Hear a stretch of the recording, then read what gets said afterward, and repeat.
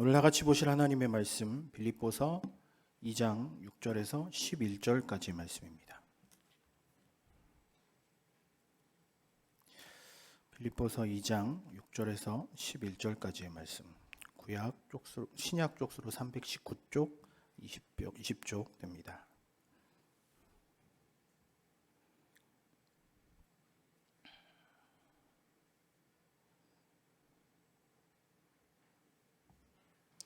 빌립보서 2장 6절에서 11절까지의 말씀, 우리 교독하여 하나님의 말씀 봉독하겠습니다. 제가 먼저 6절 봉독합니다. 그는 근본 하나님의 본체시나 하나님과 동등됨을 취할 것으로 여기지 아니하시고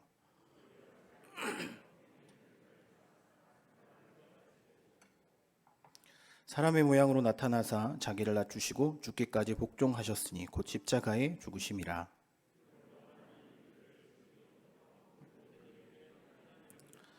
하늘에 있는 자들과 땅에 있는 자들과 땅 아래에 있는 자들로 모든 무릎을 예수의 이름에 꿇게 하시고 모든 입으로 예수 그리스도를 주라 시인하여 하나님 아버지께 영광을 돌리게 하셨느니라.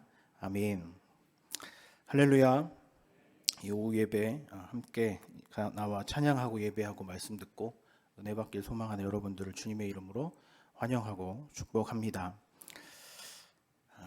설교 시작 전에요, 제가 공교롭게 오늘 담임 목사님 오전에 말씀하셨던 내용과 본문과 제목은 다른데 거의 일맥상통하는 내용입니다. 오전에 담임 목사님이 너무 잘 풀어주셔서 그것을 연결지어 오늘 말씀을 좀 들으시면 훨씬 더 이해가 쉬우리라 생각됩니다. 오늘 살펴본 이 본문은요, 사도 바울이 빌립보 교인들에게 보낸 편지 중에 가장 유명한 편지가 이 빌립보서입니다. 우리가 잘 알고 있는 내용이 오늘 말씀의 6절부터 11절까지가 여러분 잘 읽어보셨고 또 암송도 하시는 분도 계실 줄 압니다. 하나님이 예수 그리스도를 찬양하는 시이기도 하죠. 그런데 이 바울의 고백과 본문 이 6절부터 11절까지 이야기는 사도 바울의 마스터 스토리와 같은 본문입니다. 무슨 얘기냐면 사도 바울이 사역의 고백이기도 하고요, 바울이 전하고 있는 이미 알고 있는 예수 그리스도에 대한 고백이기도 합니다. 그리고 사도 바울이 전하고 있는 예수님에 대해서 짧고 명확하게 설명하는 본문입니다. 우리가 누군가에게 정보를 전달하기 위해서, 지식을 전달하기 위해서 가장 쉽게 전달하는 방법은 짧고 간결하며 그리고 알아듣기 쉬운 언어로 전달을 하는 것이 가장 좋은 방법입니다. 그러면 그렇게 전달을 하면 사람들의 머릿속에 깊은 인상이 남게 되죠. 이런 걸 듣고 정확하게 기억하는 것. 잘 아시다시피 여러분, 실제로 바울은요, 많은 공부와 다년간의 학업을 통해 자신이 알고 있는 지식과 또 그것을 전달하는 방법과 기술을 습득했기 때문에 사도 바울이 전하고 있는 복음, 그리고 그 복음을 행하는 예수 그리스도에 대해서 선명하게 정리했습니다. 그것이 바로 오늘 우리가 읽은 6절부터 11절까지의 본문입니다. 오늘 본문은요, 이 빌립보 지역, 넓게는 이 마게도니아라는 큰 범주 안에 있는 도시입니다. 쉽게 말씀드리면 그리스를 포함한 유럽의 그리스를 포함한 그 위쪽에 있는 땅까지를 전부 통틀어서 마게도니아라고 이야기를 하는데, 그 마게도니아 안에 제일 큰 도시가 오늘 아침에 담임 목사님 얘기하셨던 데살로니가입니다. 그 초대교회 일들을 오늘 설명을 해주셨죠. 그리스를 포함한 그 지역 안에 사도 바울은 또 뿐만 아니라 성령을 받았던 예수님의 제자들은 교회를 세웠습니다. 여러 가지 교회들, 여러 군데의 교회를 세웠죠. 사도 바울이 이 마게도니아 지역에 많은 교회들을 세우고 데살로니가에도 뿐만 아니라 오늘 우리가 살펴보는 빌립보에도 또 여러 교회들을 세웠습니다. 그 지역 안에 있었던 초대교회인들, 그리고 그 교회에 세워졌던 초대교회에 우리가 잘 알고 있는 것처럼 처음에는 제자들이 열심히 복음을 전하고 성령 받아서 이 교회를 열심히 일구며 또 믿는 자들이 많아지고 교회에서 예배를 드리며 사람을 돌보며 음식을 나누며 했던 여러 가지 일들 많이 있었습니다. 처음 세워질 때는 처음에 믿음이 있어요. 그런데 점차 시간이 지날수록 이 초대교회에 문제가 생기기 시작합니다. 오늘도 담임 목사님 초반에는 데살로니가가 칭찬받는 교회라고 말씀하셨죠. 그런데 점점 읽어갈수록 문제가 생기고 환란이 생기고 거짓 예수가 생기고 거짓 선지자들이 생기며 문제들이 생겨납니다. 동일하게 초대교회 안에 있었던 문제들, 여러 문제들이 있었지만 이 예수 그리스도께서 계시던 시대에 그 마게도니아 지역은 이방으로 분류되는 지역이었어요. 하지만 예수님이 제자들을 통해서 그 지역에 전달이 되고 교회가 세워졌죠. 근데 그 교회들이 어려움을 당했다라는 거죠. 왜 이 어려움을 당했을까요? 바로 교회의 박해 때문에 그렇습니다. 신약성경 안에는 서신서로 구분되는 성경들이 많이 있죠. 오늘 말씀도 또 아침에 살펴본 데살로니가도 서신서입니다. 즉 편지로 쓰여진 글이에요. 문제가 생겼을 때 도움을 구하며 사람이 가서 그 문제를 해결하면 가장 좋지 않겠습니까? 저도 가끔 방송실에서, 지금도 방송실에 있어야 하는데 제가 설교니까 여기 내려와 있는데, 목사님 소리가 안 나와요, 이상해요, 뭐가 문제가 있어요, 그러면 가서 보면 해결할 수 있는 거예요. 똑같이 각 지역마다 세워진 초대교회에서 사람이 가서 문제를 해결하면 너무나 좋겠죠. 그런데 그럴 수 없었기 때문에 사도 바울을 비롯한 여러 선지자들이 편지를 쓴 겁니다. 직접 갈 수 없기 때문에. 직접 가면 문제가 해결될 수 있겠지만 그럴 수 없었기 때문에 편지를 써서 그 문제들을 해결하고 격려해주고 방법을 알려주고 지혜로운 하나님의 방법을 그들에게 알려준 겁니다. 그런데 그러면 왜 이들에게는 문제가, 이런 환난과 고난과 어려움이 있었을까요? 두 가지를 살펴보려고 하는데, 첫 번째는 지역적인 문제입니다. 말씀드렸다시피 그리스를 품고 있는 주변의 이방 나라들과 이방 민족들은 대부분 큰 지역에 교회를 세웠습니다. 지금도 마찬가지인데, 여러분, 교회를 세운다고 할 때, 교회를 개척한다고 할 때 대부분의 사람들은 시골에 아무도 없는데 교회를 개척한다고 하면 어떨까요? 목사님 고생이 되시겠네요. 그럼 어디에 교회를 개척해야 합니까? 어디에 교회를 개척해야 하죠? 사람이 많이 다니는 곳에, 그리고 많은 사람들이 있는 곳에 교회를 세워야 합니다. 동일합니다. 초대교회도 똑같이 세워진 도시들이, 교회가 세워진 도시들이 대부분 큰 도시들이었어요. 그런데 그때 당시만 하더라도, 지금은 많은 산업과 일들이 발달되어서 항구가 없는 도시도 큰 도시들이 많이 있지만, 그때 당시만 하더라도 항구가 있는, 즉 무역이 활발한 도시들의 교회들이 대부분 세워졌어요. 그런데 이 사람이 많은 무역이 활발한 도시에 교회들이 세워졌는데 문제가 하나 있죠. 여러분이 잘 알고 계시는, 많은 사람들이, 많은 나라의 사람들이 왔다 갔다 하다 보니 자연스럽게 우상을 섬기는 일들이 많아졌습니다. 다른 지역에 있는 우상들이 넘어오기도 하고요. 또 그 지역에서 우상을 섬기는 사람들이 넘어와서 또 다른 산당과 우상들을 섬기기도 하고요.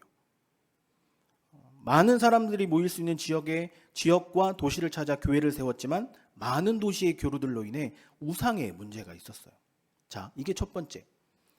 두 번째는요, 교회가 박해받은 이유는 바로 황제 치하의 유일실 문제 때문에 그렇습니다. 이들 도시는 대부분 로마의 식민 도시였어요. 초대교회의 성도들은 로마의 식민 도시로서 로마의 시민이었죠. 물론 구분되어지는 다른 땅에 살았지만, 그런데 이들에게는 가장 큰 문제가 있었어요. 뭡니까? 로마 황제에 대한 경의를 표하지 않음으로 로마 제국의 위협으로 느껴졌다라는 거죠. 그러면 이들은 누구에게 경의를 표했을까요? 하나님에게 경의를 표했어요. 초대교회 성도들이었기 때문에. 자, 두 가지의 박해의 문제를 말씀드렸습니다. 첫 번째는 교회 성도들이 잘못한 거예요. 근데 두 번째는 뭡니까? 이것을 잘못했다라고 고쳐야 하고 로마의 황제를 섬겨야 하는 것, 즉 내가 잘못해서 생기는 박해의 문제입니까? 그렇지 않아요. 목숨 걸고 지켜야 하는 것이고 끝까지 지켜야 하는 것이 바로 이 유일신의 문제였다라는 거죠. 첫 번째는요, 교회의 잘못일 수 있어요.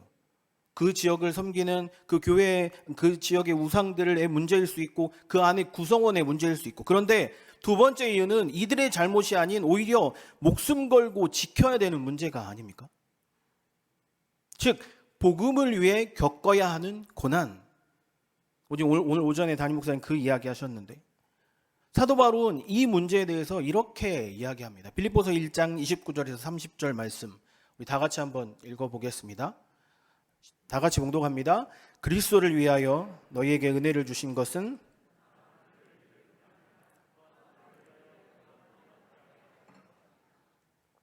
너희에게도 그와 같은 싸움이 있으면,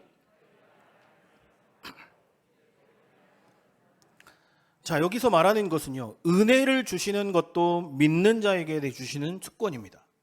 오늘 제가 세례 교육하는데 세례를 내가 받음으로 하나님이 나에게 주시는 여러 가지 선물이 있는데, 그 선물 중에 하나가 은혜도 주시고 확신도 주시고 믿음도 주시고, 그것들은 하나님이 나에게 아무런 값없이 주시는 특권이다 말씀드렸습니다. 선물이라 이야기했어요.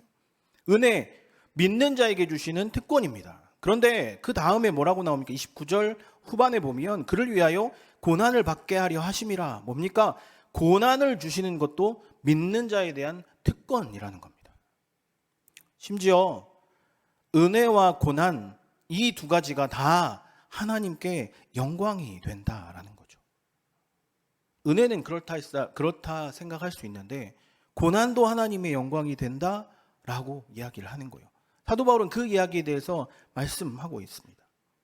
그러면 사도 바울이 지켜야 할 복음에 대해서 오늘 말씀에 이렇게 설명을 하고 우리가 빌립보서 말씀을 가지고 찾아보려 하는데, 오전에는요, 하나님이 우리에게 주시는 일에 대해서 내가 바라고 있는 일들을 찾아보았는데, 오늘은 지금 이 시간은요, 내가 해야 할 일이 무엇인지 찾아보려고 합니다. 그럼 하나님이 나에게 주시는 은혜는 내가 기도하고 구하면 나에게 주시는 은혜가 맞는데, 내가 바라고 구하면 하나님 나에게 함께 해주시고 능력을 주시는 건 맞는데, 그럼 내가 해야 할 일은 무엇일까요? 빌립보서 1장 3절부터 7절까지의 말씀을 살펴보며 세 가지의 열쇠를 찾아보려고 합니다. 빌립보서 1장 3절에서 7절입니다. 한 절씩 보면서 우리 답을 찾아보려고 하는데요. 3절 다 같이 봉독합니다. 내가 너희를 생각할 때에 나의 하나님께 감사하며. 자, 사도 바울은 우리를 생각할 때마다 하나님께 감사한다 그랬습니다. 왜? 내가 그 교회를 세워 각자 다 가서 내가 일일이 돌보아주고 교회를 섬기는 일에 격려해주고 안아주고 같이 밥도 먹고 해야 하는데, 그렇게 하지 못하니 편지를 써서 수고 많으십니다, 감사합니다, 고맙습니다 라고 하는 거예요. 4절 다 같이 봉독합니다. 간구할 때마다 너희 무리를 위하여 기쁨으로 항상 간구함. 사도 바울이 우리를 위해 기도하고 있다는 거예요. 기도하고 있는데 그 기도를 할 때마다 기쁘다는 겁니다.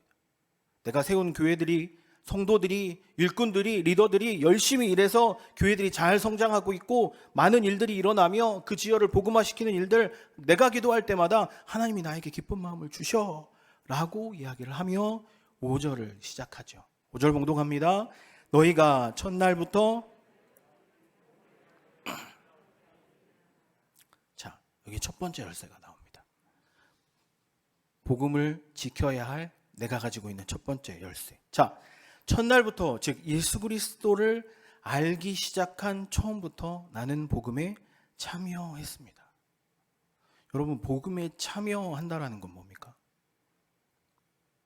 복음에 참여함, 쉽게 설명하면 복음을 전하는 거예요. 내가 복음을 믿고 그 복음을 다른 이들에게 전하는 거죠. 물론 빌립보 교회의 성도들 재정과 기도로 사도 바울의 사역을 돕고 실제적으로 복음을 전하는 선교의 사역을 감당했어요. 그뿐 아니라 복음을 지키는 사람들, 이 복음에 대해 참여해야 한다고 사도 바울은 강조하고 있는 겁니다. 자, 첫 번째 열쇠 찾았죠? 복음에 참여. 6절 말씀 다 같이 봉독합니다. 너희 안에서 착한 일을 시작하신 이가 그리스도 예수의 날까지 이루실 줄을 우리는 확신하노라. 자, 복음에 참여하기 시작함으로 우리는 어떤 일이 시작됐습니까? 착한 일, 선한 일을 이미 시작하셨죠. 조시면 안 돼요. 네, 잘 쫓아오셔야 돼요. 일찍 끝날 겁니다. 선한 일이 일어나기 시작합니다. 첫 번째 열쇠, 즉 내가 복음에 참여함으로 복음을 전하기 시작하니 어떤 일? 착한 일이 내 안에서 시작됐다라는 거예요. 감사합니다. 네, 착한 일이 시작되는 거죠. 근데 그 착한 일이 내가 처음 믿음부터 시작했는데 그것이 언제까지, 예수의 날까지 그 착한 일이 계속 된다라는 거죠. 이것이 하나님의 사역이에요. 내가 하나님 앞에 복음을 믿고 구원받아 내가 신앙생활을 하겠습니다라고 다짐한 그때부터 내 일들과 내 생활과 내 지경과 내가 생각하는 모든 일들과 내 말들 가운데 하나님의 착한 일이 시작됐다라는 거죠. 믿으십니까? 여러분, 그렇기 때문에 내가 생각하는 것, 말하는 것, 행하는 것 모두가 다 하나님께서 하시는 일이라고 생각하고 귀하게 여기고 선한 일을 행하시길 우리 모두, 모든 성도들이 귀히 바라시는 일들 되시길 간절히 축원합니다. 그리고 그 일을 시작하신 분이 결국 그 일을 시작하신 분이 하나님이신데 완성하시는 분도 누구시라고요? 하나님이시라고요. 사도 바울은 이 일에 대해서 시작과 끝을 정확하게 이야기하죠. 그러면서 7절 말씀 봉독합니다. 7절, 내가 너희 무리를 위하여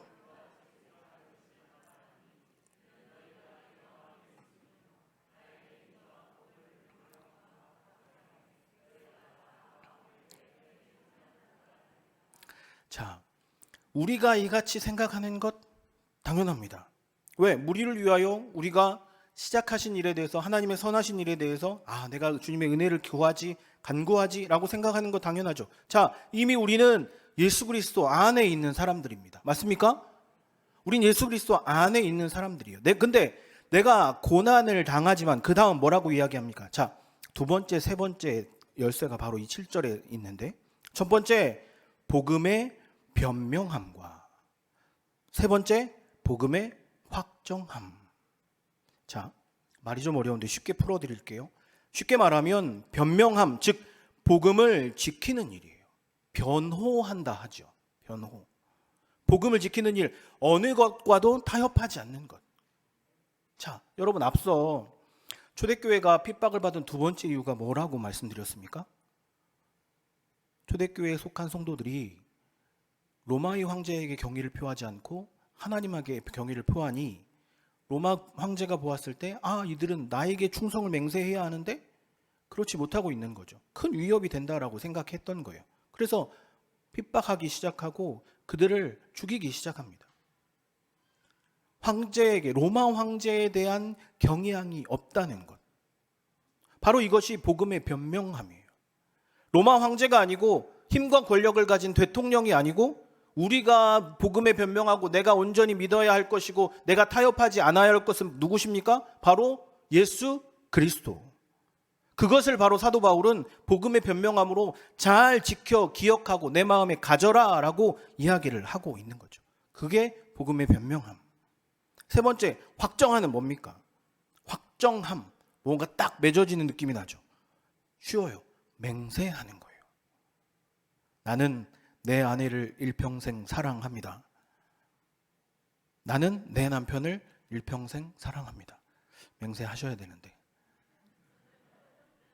웃으시면 안 돼요. 맹세하셔야 돼요, 진짜. 맹세하시죠? 내 아내, 내 남편을 여러분 일평생 사랑할 것을 저는 맹세합니다. 네. 맹세하셔야 됩니다. 이것이 바로 복음의 확정함입니다. 여러분, 나는 하나님을 사랑합니다. 나는 예수님을 나의 주인으로 모십니다. 그리고 내가 가진 복음을 믿습니다. 이게 복음의 확정함이에요. 자, 정리해 봅시다. 사도 바울이 말한 이 복음에 대한 신실한 성도들의 세 가지 태도. 열쇠 뭡니까? 첫 번째, 복음의 참여함. 두 번째, 복음의 변명함. 세 가지, 복음의 확정함.